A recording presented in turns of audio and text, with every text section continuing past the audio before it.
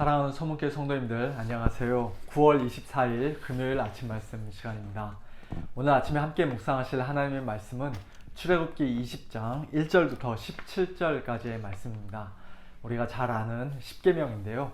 조금 길기는 하지만 오늘은 제가 본문을 다 봉독해 드리겠습니다. 하나님이 이 모든 말씀으로 말씀하여 이르시되 나는 너를 애굽 땅 종되었던 집에서 인도하여 낸 네 하나님 여호와니라. 너는 나 외에는 다른 신들을 내게 두지 말라. 너를 위하여 새긴 우상을 만들지 말고 또 위로 하늘에 있는 것이나 아래로 땅에 있는 것이나 땅 아래 물속에 있는 것에 어떤 형상도 만들지 말며 그것들에게 절하지 말며 그것들을 섬기지 말라. 나 내 하나님 여호와는 질투하는 하나님인즉 나를 미워하는 자의 죄를 갚되 아버지로부터 아들에게로 3, 4대까지 이르게 하거니와 나를 사랑하고 내 계명을 지키는 자에게는 1000대까지 은혜를 베푸느니라. 너는 내 하나님 여호와의 이름을 망령되게 부르지 말라. 여호와는 그의 이름을 망령되게 부르는 자를 죄 없다 하지 아니하리라. 안식일을 기억하여 거룩하게 지키라. 엿새 동안은 힘써 내 모든 일을 행할 것이나 일곱째 날은 내 하나님 여호와의 안식일인즉 너나 내 아들이나 내 딸이나 내 남종이나 내 여종이나 내 가축이나 내 문 안에 머무는 객이라도 아무 일도 하지 말라. 이는 엿새 동안에 나 여호와가 하늘과 땅과 바다와 그 가운데 모든 것을 만들고 일곱째 날에 쉬었음이라. 그러므로 나 여호와가 안식일을 복되게 하여 그날을 거룩하게 하였느니라. 내 부모를 공경하라. 그리하면 내 하나님 여호와가 네게 준 땅에서 내 생명이 길리라. 살인하지 말라. 간음하지 말라. 도둑질하지 말라.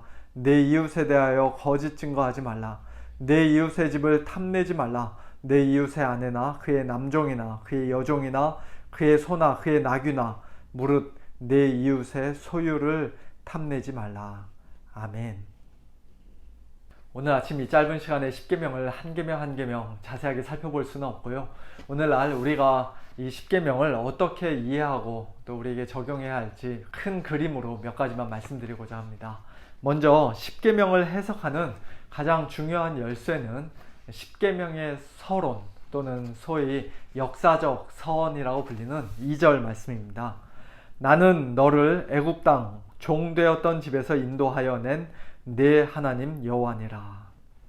너희가 십계명을 잘 지켜야 내가 너희들을 출애굽시켜 주겠다, 너희들을 구원해 주겠다, 그렇게 말씀하지 않으시고 하나님께서는 내가 너희를 이미 구원했으니, 이미 애굽 땅에서 건져냈고 인도해 냈으니, 너희를 종의 신분에서 자유롭게 했으니 이제는 내 백성답게 살라고, 나를 자유롭게 섬기며 살라고 말씀하시며 주시는 계명이 바로 십계명입니다. 그러므로 하나님의 백성이 십계명을 지키고 순종해야 하는 가장 큰 동기와 원동력은 무엇보다도 하나님의 구원의 은혜에 대한 감사입니다. 구원받기 위해서 지키는 것이 아니라 또 반대로 제대로 지키지 못할 경우에는 저주를 받을까봐 너무 무섭고 두려워서 억지로 지키는 척하는 것이 아니라 모든 계명을 온전히 다 지키지 못했어도 오직 은혜로 먼저 구원해 주신 하나님께 감사하면서 이제는 하나님의 백성답게 이 땅에서 하나님의 계명과 명령을 순종하며 살기를 원하는 것이죠. 그것이 십계명을 지키는 동기라고 할 수 있겠습니다. 두 번째로 십계명은 단순히 무엇을 하라 또는 하지 말라는 여러 규칙들의 모음이 아니라 인격적인 사랑의 관계를 요구하는 계명입니다. 우리가 이미 잘 알고 있듯이 처음 네 계명을 한마디로 요약하면 하나님을 온 마음과 목숨과 힘과 뜻을 다해서 사랑하라는 것이고, 나머지 6계명을 또 한마디로 요약하면 내 이웃을 내 자신과 같이 사랑하라는 것입니다. 그보다 더 큰 계명은 없다고 예수님께서도 친히 말씀하셨습니다. 우리가 운전할 때 과속하지 말라, 빨간불에는 지나가지 마라, 운전하면서 셀폰 만지지 마라, 뭐 여러가지 많은 규칙들이 있지만 그런 규칙들은 우리가 그 법을 만든 사람들이나 단속하는 교통경찰을 사랑하기 때문에 지키는 것은 아니죠. 그저 벌금 내지 않기 위해, 또 사고 나지 않기 위해 우리가 별 생각 없이 본능적으로 지킬 때가 많이 있습니다. 그러나 십계명은 지정의 우리의 전 인격적으로 하나님을 사랑하는 것이에요. 그리고 우리의 이웃들, 형제들을 내 자신과 같이 사랑해야 하는 그런 관계적인 계명입니다.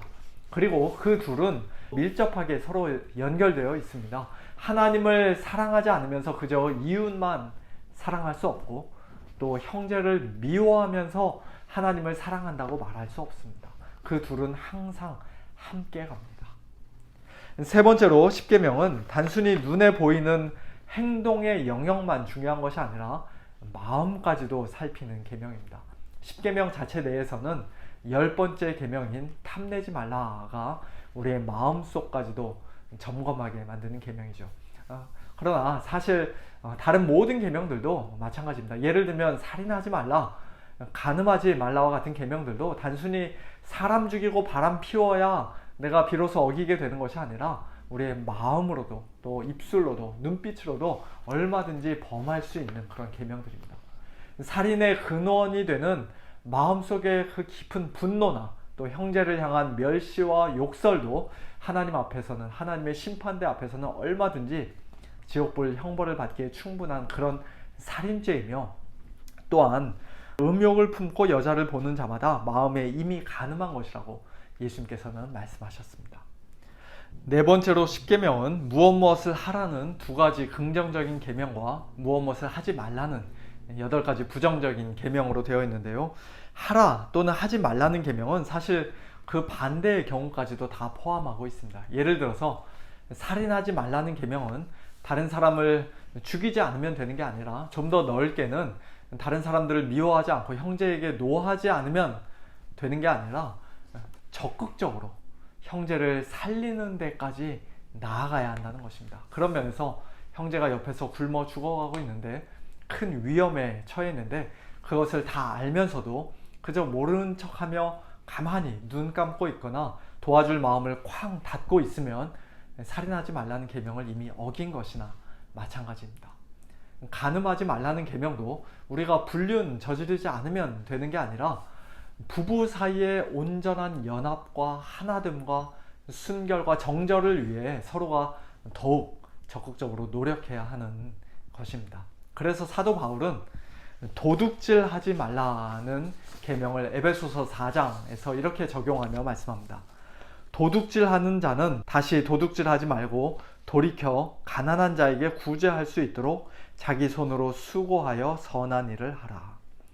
도둑질하던 자가 다시는 도둑질하지 않는 것 참 훌륭하고 좋은 일입니다만, 그러나 거기서 멈춰서는 안 된다는 것이에요. 한 걸음 더 나아가 이제는 가난한 자를 돕는 사람이 될 수 있도록 열심히 자기 손으로 일해서 돈 벌고 선한 일을 하라는 것입니다. 거짓말 하던 자가 거짓말 안 하는 데서 멈추는 것이 아니라 진실한 말 하는 데까지, 남에게 덕을 세우는 말을 하는 데까지 나아가라고도 또 말씀합니다.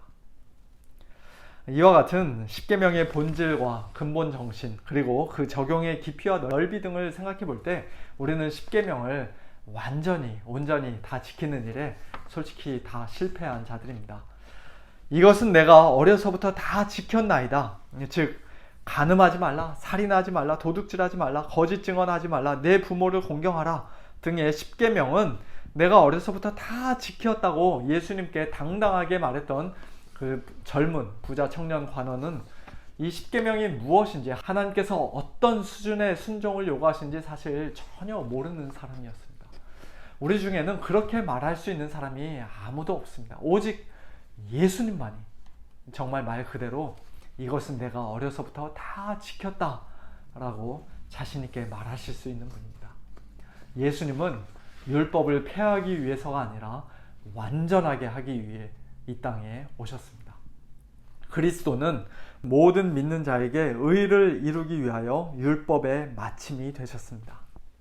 구약 이스라엘 백성들은 우리가 하나님의 모든 율법과 계명을 다 지키겠습니다, 하나님 앞에서 굳게 맹세하며 피로 언약을 맺었지만, 또 나름대로 열심히 노력했지만, 그들은 그 언약을, 모세의 언약을, 율법 언약을 온전히 다 지키지 못하고 깨뜨리고 말았어요. 그리고 그 언약을 깨뜨린 죄의 대가로서, 율법의 저주로서 그들은 먼 훗날 결국 약속의 땅에서 쫓겨나기까지 했던 것입니다. 그러나 참 이스라엘로 이 땅에 오신 예수님께서 저와 여러분을 위해 모든 믿는 자에게 의를 이루시기 위해 십계명을 비롯한 하나님의 모든 계명과 율법을 온전히 다 지켜주셨을 뿐만 아니라 우리가 마땅히 받아야 했던 율법의 저주를 한 몸에 대신 다 받아주심으로써 이제 우리는 진정한 자유와 넘치는 기쁨과 풍성한 감사로 하나님을 사랑하며 형제를 사랑하는 그런 가장 복된 자들이 되었습니다. 비록 하나님의 계명에 여전히 100% 완전한 순종을 하지 못하고 또 하나님과 형제를 온전히 사랑하지 못하지만, 그러나 이제 우리 성도들의 계명 순종과 사랑은 거짓이 아니라, 위선이 아니라 참되고 진실한 것입니다. 예수님 믿는 믿음 안에서 순종할 때 우리는 하나님을 기쁘시게 해드릴 수 있습니다. 그리고 십계명의 이 가이드라인을 따라 또한 도우시는 성령의 능력 의지하여 살아갈 때, 순종하며 살아갈 때 우리는 하나님께서 거룩하신 것과 같이 점점 더 거룩한 자들로 변화됩니다. 하나님께서 생명의 근원이신 하나님이시오, 하나님께서 순결하신 하나님이시며 하나님께서 진실하신 하나님이신 것처럼 우리도 점점 더 생명을 사랑하고 순결해지며 진실해져 갑니다. 하나님을 더욱더 닮아가고 예수님의 형상을 점점 더 본받게 되는 것이에요. 이와 같은 복된 성도의 삶, 오늘도 믿음으로 기쁘게 걸어가는 우리 모든 성도님들 다 되시기를 예수님의 이름으로 축원합니다. 함께 기도하겠습니다. 하나님 아버지, 감사합니다. 십계명을 통해 하나님의 성품과 하나님의 기뻐하신 뜻을 저희들에게 일찍이 분명히 계시해 주셨을 뿐만 아니라 또한 저희들의 연약함과 무능함과 죄성을 다 아시기에 예수님 안에서 모든 율법을 온전히 완성하여 주시고 저희들을 믿음 안에서 믿음으로 의롭다 여겨주신 하나님의 크신 은혜에 다시 한번 감사를 드립니다. 이제는 더 이상 율법 아래, 율법의 정죄 아래, 저주 아래 놓여있지 않은 새 언약 백성으로서 더욱더 진실한 사랑으로, 더욱더 풍성한 감사로, 또 더욱더 참된 자유함 가운데 하나님을 뜨겁게 사랑하며 형제를 사랑하는 저희 모두가 되게 하여 주시옵소서. 우리 서문교회가 하나님을 더욱더 바르게 예배하고 섬기는 교회가 되게 하시고, 또 서로서로를 향한 진실한 사랑과 겸손한 섬김이 끊이지 않고 아름답게 풍성하게 열매 맺는 교회가 되도록 하나님 은혜를 베풀어 주시옵소서. 사랑하는 우리 성도님들 가운데 오늘도 참 몸과 마음의 연약함으로 인해 또 여러 가지 어려운 고난과 환난 가운데서 고통받는 우리 성도님들, 하나님 아버지 찾아가 주시고 위로하여 주시고 능력의 손으로 굳게 붙잡아 주시고 일으켜 주시고 강건케 하여 주시옵소서. 모든 것을 감사드리며 예수님의 이름으로 기도하옵나이다. 아멘. 성도님들, 오늘도 하나님의 은혜 가운데 승리하시길 바라고요. 내일 아침에 토요 새벽 기도회 때 뵙고 또 주일 예배 때 뵙도록 하겠습니다. 안녕히 계세요.